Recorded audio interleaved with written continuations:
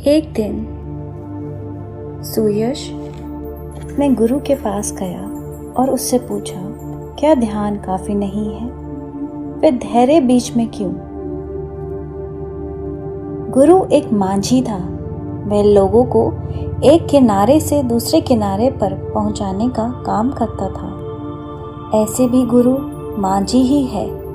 इसीलिए जैनियों ने अपने महागुरु को तीर्थंकर कहा है। तीर्थंकर का मतलब होता है मांझी। तीर्थंकर का मतलब है जिनके द्वारा तुम उस पार पहुंच जाते हो।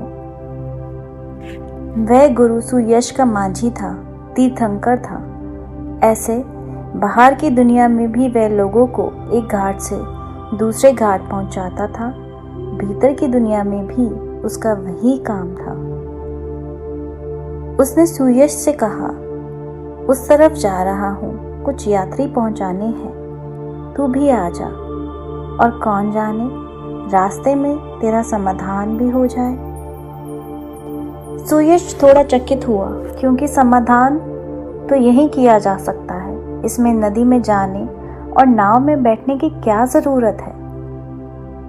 गुरु 2 पतवार लेकर नाव चलाता, लेकिन उस दिन उसने एक पतवार अंदर रख दी। नाव जैसे ही मझधार में पहुंची, वह एक ही पतवार से चलाने लगा। नाव गोल गोल घूमने लगी। अब एक ही पतवार से नाव चलाओगे तो नाव घूमने लगेगी, संतुलन खो जाएगा। अगर तुम बाएं हाथ की पतवार से नाव चला रहे हो तो बाईं तरफ नाव घूमने लगेगी और चक्कर खाने लगेगी। ये देखकर यात्री चिल्लाए, तुम्हारा दिमाग खराब हो गया है मांझी, ये तुम क्या कर रहे हो? ऐसे तो हम कभी ना पहुंचेंगे। गुरु ने सुयश से कहा, बोल, एक पतवार से पहुंचना हो सकता है या नहीं? उसने कहा, एक से पहुंचना मुश्किल होगा गुरुदेव। गुरु ने कहा, दोनों पतवारों को गौर से देख। एक पतवार पर उसने लिखा था ध्यान और एक पर धैर्य। अगर आदमी अकेला ध्यान करे और धैर्य ना हो तो कभी ध्यान भी नहीं हो पाएगा, क्योंकि वह जल्दी में होगा। धैर्य आधार है। इसे इस तरह से समझें, जैसे वृक्ष की जड़ें जितनी गहरी होती हैं उतना ही वृक्ष विराट होता है। धैर्य जड़ें हैं तो ध्यान वृक्ष है।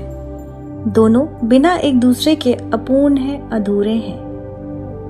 जितना मजबूत हमारा आधार होगा, जमीन होगी, उतना ही स्थिर और अचल हमारा मन होगा और उतना ही गहरा ध्यान। ओशो कहते हैं, अकेला ध्यान बिना धैर्य जमेगा ही नहीं। अकेला धैर्य बिना किसी ध्यान के किसी अर्थ का नहीं, सिर्फ आलस्य है। ध्यान के नाम पर छलावा है। धैर्य से मन स्वतः शांत हो जाता है, अतः ध्यान में प्रवेश करना उतना ही सरल हो जाता है।